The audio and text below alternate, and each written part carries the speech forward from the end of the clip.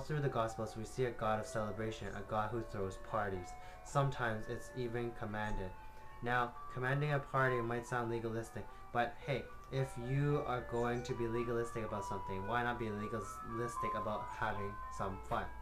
After all, the rest of eternity is going to be a wedding feast where we enjoy one another and celebrate forever.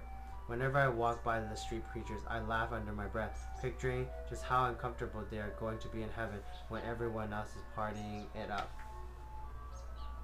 I once heard Matt Chandler, a prominent pastor in Dallas, compare religion to a bad marriage. He said, imagine you and your significant other are thinking about getting married, and so you seek a married couple for advice on how to do it right. What if when you approach them about how their marriage is doing, the husband says, well, it really sucks.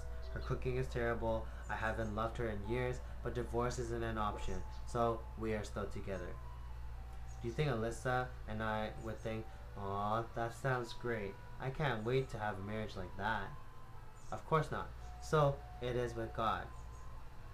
There is no glory brought to God's name when people are doing something just because it's an obligation, with no real enjoyment of their Creator. This is why the people of the street corner aren't speaking for God. Heaven isn't a place for people who are scared of hell. It's for people who love Jesus. The reason heaven is heavenly, full of joy, life, and bliss is because we'll be with Jesus. I remember reading the Bible again in college and absolutely loving the Apostle Paul. He pulled no punches, spoke sharply, and usually had quite the sense of humor.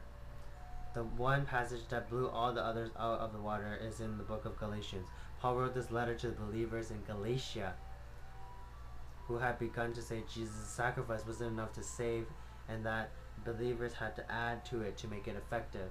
There was a group during Paul's time called the Judaizers, who claimed you had to trust in Jesus for salvation and hold to Jewish laws such as circumcision to have a perfect relationship with God. Basically, you had to become a Jew before you could convert to Christianity, as if the ones who just trusted in Jesus by faith were rookies or something.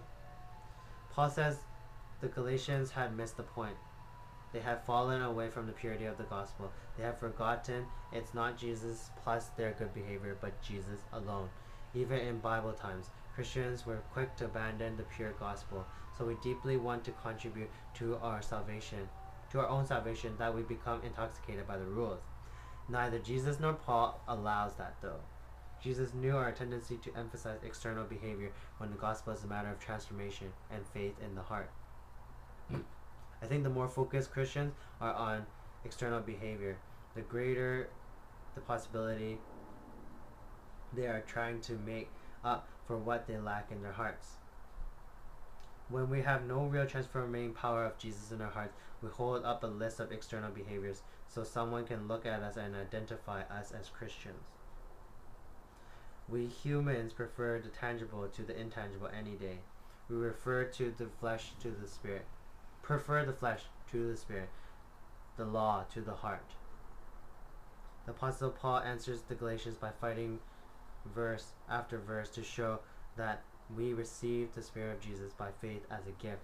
So why would we now think we could earn or work to keep it? It gets really good toward the end when Paul no longer holds back and shows his frustration. But if I, brothers, still preach circumcision, why am I still being persecuted? All that case, the offense of the cross has been removed. I wish those who unsettle you would emasculate themselves. Did you catch that? Jesus wished they would emasculate themselves. A quick Google search will tell you exactly what emasculate means. It means take away one's manhood. Ouch. If the Apostle Paul were around today, I wouldn't be surprised if he got kicked out of a few churches for a potty mouth like that. I know circumcision is a weird spiritual issue for us today, but we aren't that different from the first century Christians. Today, some churches uphold baptism as their thing. Some churches uphold how you dress. Some churches uphold whether you're a Calvinist or an Arminian. But Paul says it is by grace alone, through faith alone, in Jesus alone. That's it. Water doesn't save us. Circumcision doesn't save us. Calvin doesn't save us, Jesus saves us. The fakes. Fakes are also pretty easy to spot. Most of them raise their hands in a Christian youth camp. If they were really solid, they raised their hands each night of the camp, getting saved all 5 nights of the week. They probably wear crosses around their necks, own a few Bibles, and check the Christian box under religious views on Facebook. Once they get into their 20s, fakes usually like to refer to themselves as spiritual, not religious. While being a Christian involves being spiritual most of the time, the fakes use this description to forfeit any real accountability. In the university I went to, my first year freshmen were encouraged to attend Bible studies because everyone on my hall went. I felt obligated to conform so I wouldn't be looked at as that guy. Pray to prayer? Check. Regularly attended Bible studies? Check. Memorized John 3:16? Check. Had a necklace or bracelet with a cross or fish? Check. Actually loved, pursued, and enjoyed Jesus more than anything? Well, not so much.